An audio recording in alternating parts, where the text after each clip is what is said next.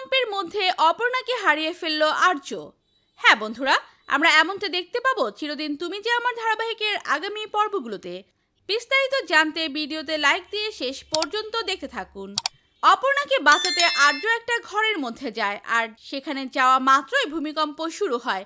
তখন আর্য চিৎকার করে বলতে থাকে, আমি এভাবে মরে যেতে পারি না, আর অপর্ণাকেও আমি এভাবে মরতে দেব না।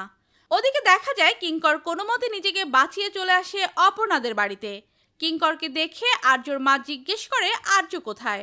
অপর্ণার মা বাবাও বলে অপর্ণা কোথায়। কিঙ্কর তখন বলতে থাকে ভূমিকম্পে হয়তো আর্য অপর্ণা দুজনেই মারা গিয়েছে। এটা শুনে সবাই চিৎকার করে ওঠে, না এটা হতে পারে না। সবাই খুব ভেঙে পড়ে। তো প্রিয় দর্শক, আর্য কি পারবে অপর্ণাকে খুঁজে আনতে?